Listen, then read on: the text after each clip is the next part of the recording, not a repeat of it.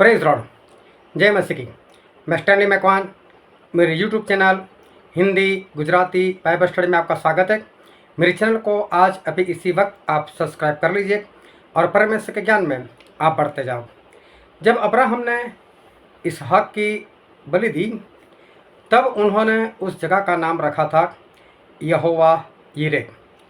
और यहोवा यिरे का लोग मतलब निकालते हैं कि पूर्ति करने वाले परमेश्वर, मतलब परमेश्वर हमारी ज़रूरतों को पूरी करते हैं। कई लोग गवाही देते, मेरे पास जॉब नहीं थी, मैंने परमेश्वर से मांगा, मुझे जॉब मिल गई, यहोवा यिरे है। मेरे पास पैसे नहीं थे, मैंने परमेश्वर से पैसे मांगे, मुझे लोन मिल गई, मेरा ये काम हो गया, मेरा वो काम हो गया, यहोवा यिरे। अगर कोई पास्टर के पास जाकर पास्टर को बोलता है कि पास्टर जी मेरे लिए प्रार्थना करो, मेरे घर में ये कमी है, मेरे घर में वो घटी है, तो पास्टर उसको हौसला देते हैं, अरे डर मत, हमारे परमेश्वर यहोवा यिरे है, पूर्ति करने वाले परमेश्वर है, वो सब कुछ देंगे। लेकिन मैं कहता हूँ, क्या यहोवा यिरे का मतलब ऐसा होता है, पूर्ति करने वाला परमेश्वर? नहीं, बाइबल में तो ऐसा कहीं पर नहीं लिखा कि यहोवा यिरे का मतलब परमेश्वर पूरा करने वाला, पूर्ति करने वाला परमेश्वर है। ऐसा बाइबल में तो मुझे कहीं नज़र नहीं आया। सच्चाई क्या है? सच्चाई तो ये है कि यहोवा यिरे, उसका मतलब कुछ और निकलता है। और यहोवा यिरे जो शब्द था, उसके अंदर तो एक भविष्यवाणी छुपी हुई है। क्या है वो भविष्यवाणी? और यहोवा यिरे का सच्चा मतलब है क्या, वो जानने के लिए मेरे साथ इस वीडियो में लगातार अंत तक बने रहो।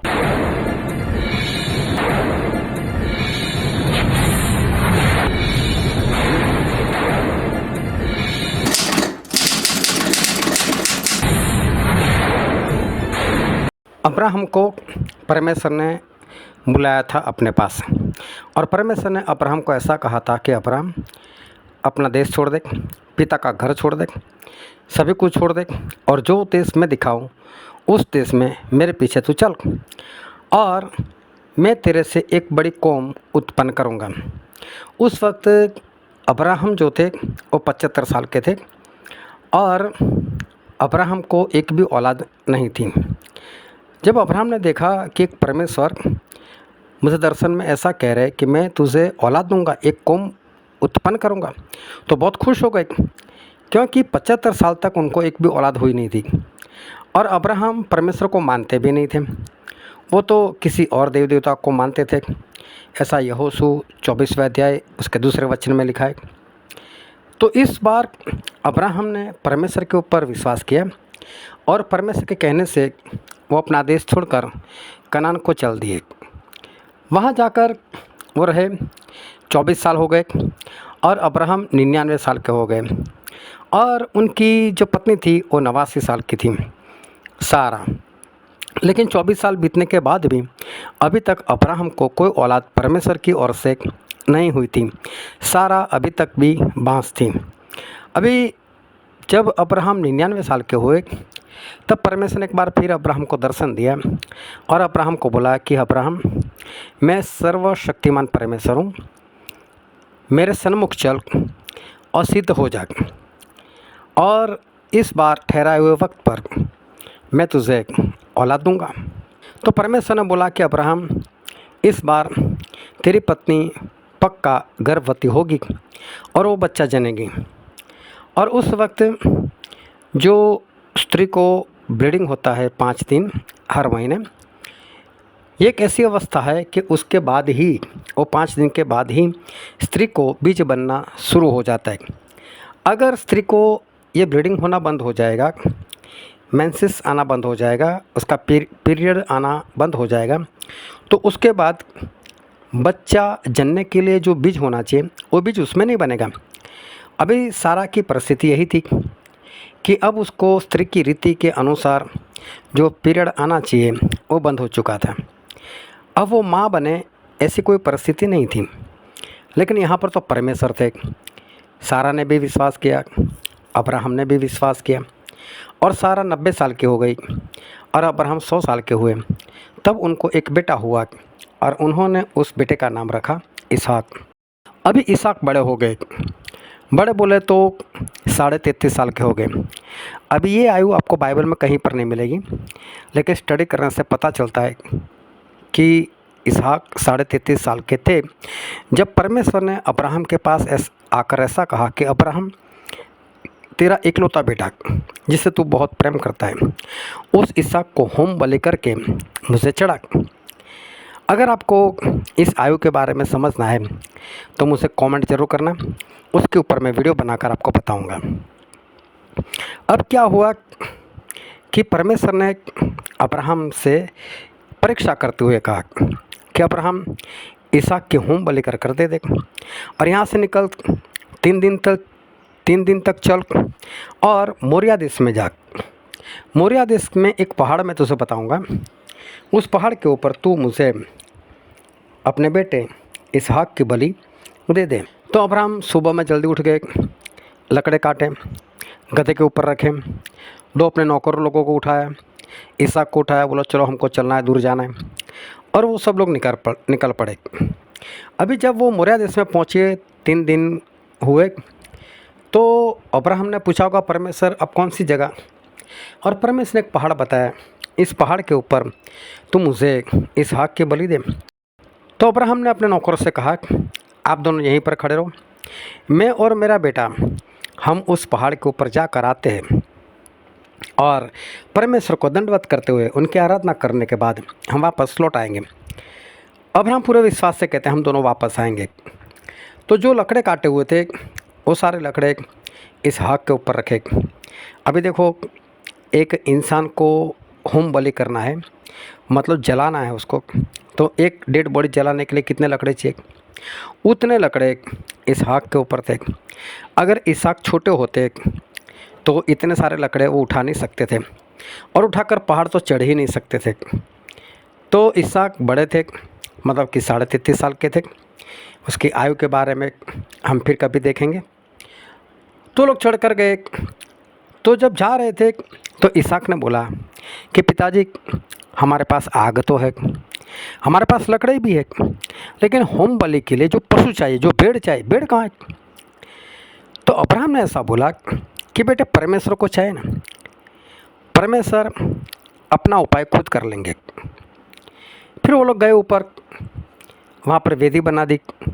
अब वेदी बनाने के बाद तो उनके पास कोई पशु है ही नहीं।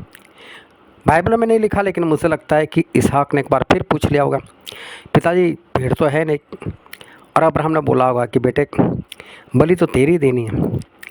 और उस वक्त इसहाक जो थे वो भी पिता के कहने के अनुसार तैयार हो गए और वो उस वेदी के ऊपर सो गए। अगर अब्राहम खुद चाहते कि इसहाक को मैं ज़बरदस्ती कर वेदी के ऊपर सुला दूँ, वो हो सकने वाला नहीं था, क्योंकि एक और जवान लड़का और खुद बुजुर्ग थे, बूढ़े थे, 133 साल के थे। तो इसहाक ने भी अब साथ दिया पिता का और वो बलि होने के लिए तैयार हो गए और उनको बांध दिया गया। अब्राहम ने छुरा निकाला, आकाश की ओर उठाया हाथ अपना, बस अभी हाथ को नीचे आने की देरी थी और गर्दन कटने वाली थी। लेकिन तभी परमेश्वर ने आवाज़ लगाई कि अब्राहम, बस मुझे इसकी बलि नहीं चाहिए। और पीछे मुड़कर देख, तो वहाँ पर झाड़ियों में एक भेड़ सींगों के साथ उलझा हुआ था और अब्राहम ने उसको निकालकर उसकी बलि दे दी। लेकिन यहाँ पर जो बात थी कि अब्राहम ने बेटे को क्या कहा था, और एक वचन हम पढ़ते हैं उत्पत्ति का पुस्तक, उसका 22वां अध्याय, वचन 7 और 8। इसहाक ने अपने पिता अब्राहम से कहा, हे मेरे पिता। उसने कहा, हे मेरे पुत्र, क्या बात है? उसने कहा, देख, आग और लकड़ी तो है, पर होम बलि के लिए भेड़ कहाँ है? अब्राहम ने कहा, हे मेरे पुत्र, परमेश्वर होम बलि की भेड़ का उपाय आप ही करेगा। तो यहाँ पर अब्राहम के जो शब्द थे कि भेड़ का उपाय परमेश्वर खुद करेंगे, मतलब एक उपाय करने की बात, और फिर वहाँ पर भेड़ भी मिली, उसकी बलि भी हुई, और अब्राहम ने उस जगह का नाम रखा यहोवा यिरे। ये जो यहोवा यिरे शब्द है उसका सच्चा मतलब किसी को नहीं पता, लोग अनजान बने हुए, जबकि बाइबल में कोई बात छिपी नहीं, लेकिन लोग अपनी समझ से समझते हैं, इसलिए उनको पता नहीं चलता। लोग कहते हैं यहोवा यिरे मतलब पूर्ति करने वाले परमेश्वर, पर यह मतलब नहीं है, सच्चा मतलब और है। और जो सच्चा मतलब है उसको बाइबल में लिखा गया है। और हम बाइबल में पढ़ते हैं उत्पत्ति का पुस्तक उसका 22वां अध्याय वचन 14, और अब्राहम ने उस स्थान का नाम यहोवा यिरे रखा। इसके अनुसार आज तक भी कहा जाता है कि यहोवा के पहाड़ पर उपाय किया जाएगा।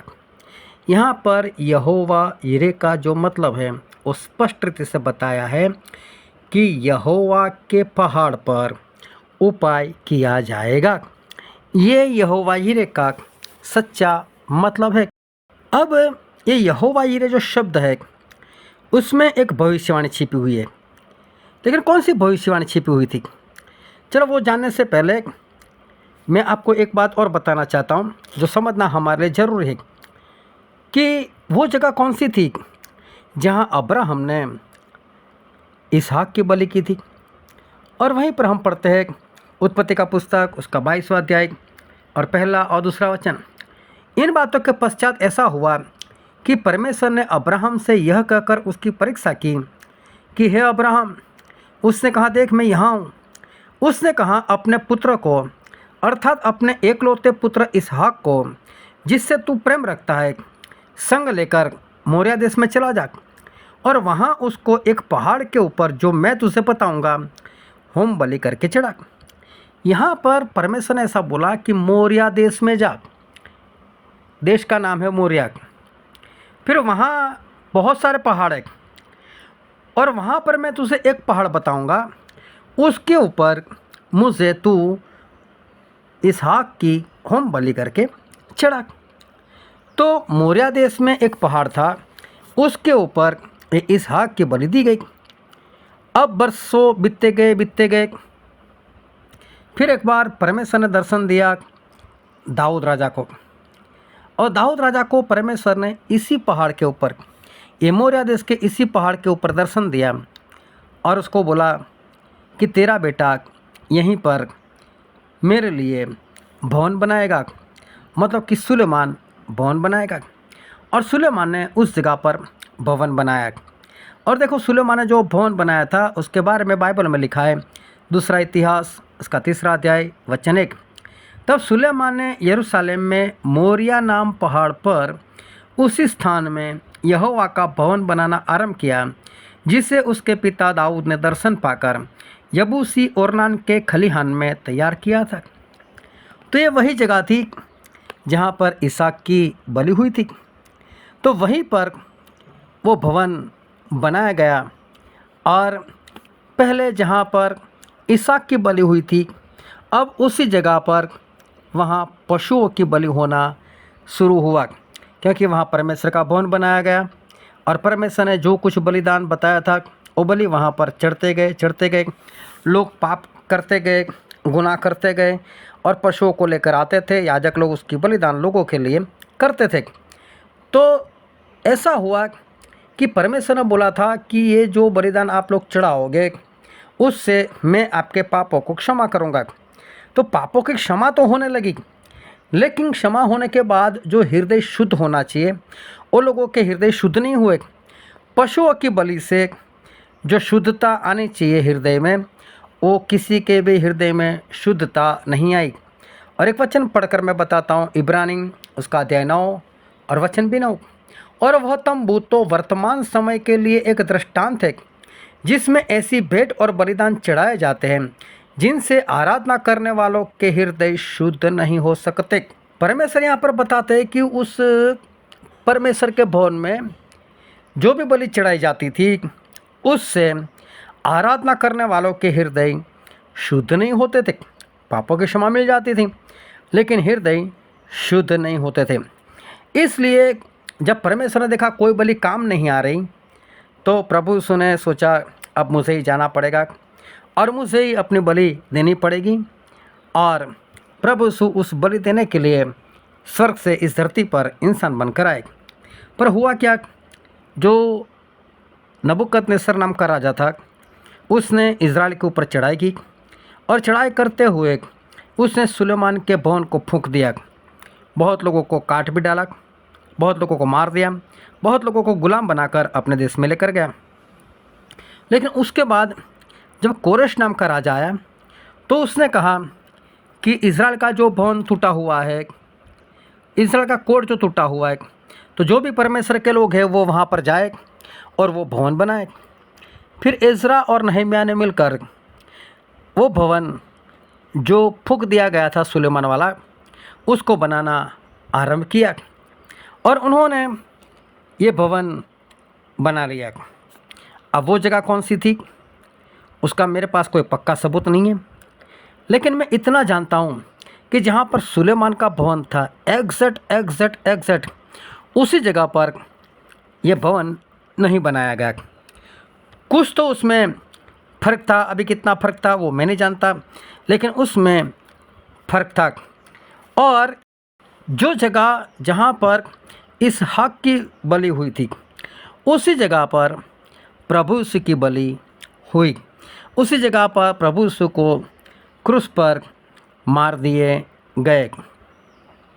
तो जो अब्राहम ने कहा था कि यहोवा के पहाड़ पर उपाय किया जाएगा, वो उपाय प्रभु यीशु की बलि थी, क्योंकि इसहाक की बलि तो हुई नहीं, वो तो रुक गई और उससे कुछ होने वाला नहीं था। उसके बाद काफ़ी पशुओं की बलि दे दी गई उस सुलेमान के बनाए हुए भवन में, एजरा और नहम्याह के द्वारा बनाए हुए भवन में, लेकिन उससे भी कहाँ लोगों के हृदय शुद्ध हुए। तो हृदय शुद्ध करने के लिए एक अच्छी बलि की ज़रूरत थी, और वो जो बलि थी इंसान को शुद्ध करने के लिए, वो जो ज़रूरत थी वो थी प्रभु यीशु की बलि। और जो अब्राहम ने कहा था कि परमेश्वर के पहाड़ पर उपाय किया जाएगा, तो ये पहाड़ परमेश्वर का पहाड़ बना, जहाँ पर इसहाक की बलि हुई, जहाँ पर सुलेमान वाला भवन बना, और उसी जगह पर प्रभु यीशु ने अपनी बलि दी।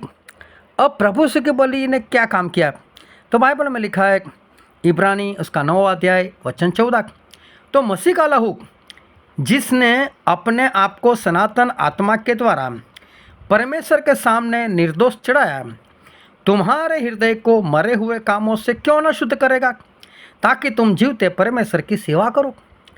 प्रभु यीशु के लहू ने लोगों के हृदय को शुद्ध किया।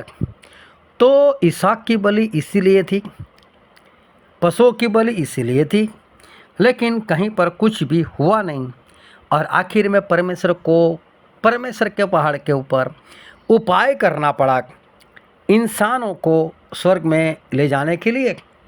हम नहीं जा सकते थे, लेकिन प्रभु यीशु के बलि के जरिए उनके लहू से शुद्ध होकर हमारे हृदय को शुद्ध करके हम परमेश्वर के पास जा सकते। जो इंसान पापों के कारण परमेश्वर से दूर हो चुका था, नरक का वारिस हो चुका था, अब उसके पास कोई रास्ता नहीं था, तो अब इंसान के लिए क्या किया जाए कि वो स्वर्ग में आए, क्या उपाय किया जाए? वो उपाय था परमेश्वर के पहाड़ के ऊपर प्रभु यीशु की बलि। तो इसलिए परमेश्वर के भक्त अब्राहम ने अपने बेटे से कहा था कि परमेश्वर के पहाड़ के ऊपर उपाय किया जाएगा। तो यहोवा यिरे का सच्चा मतलब यही है जो उत्पत्ति 22 के 14 में हमने पढ़ा कि यहोवा यिरे मतलब परमेश्वर के पहाड़ के ऊपर उपाय किया जाएगा। तो यहोवा यिरे जो शब्द है उसमें एक बड़ी भविष्यवाणी छिपी हुई थी, और वो भविष्यवाणी थी प्रभु यीशु की बलि। और प्रभु यीशु की बलि उस परमेश्वर के पहाड़ के ऊपर पूरी हुई। ये परमेश्वर का उपाय था हम सभी को बचाने के लिए, और ये परमेश्वर ने अपनी भविष्यवाणी जो अब्राहम के जरिए की थी वो उन्होंने पूरी की। क्या आप प्रभु यीशु के लहू से शुद्ध हो गए? क्या आपने प्रभु यीशु का लहू अपने ऊपर लिया? प्रभु यीशु का लहू आपके ऊपर कैसे आ सकता है? आप प्रभु यीशु के लहू से कैसे शुद्ध हो सकते हैं? अगर वो जानना चाहते हो तो ये वाला वीडियो आप पूरा देखो, और कमेंट में कोई सवाल होता है तो मुझसे पूछो, और मैं आपको पवित्र आत्मा से ये सारी बातें बताऊंगा।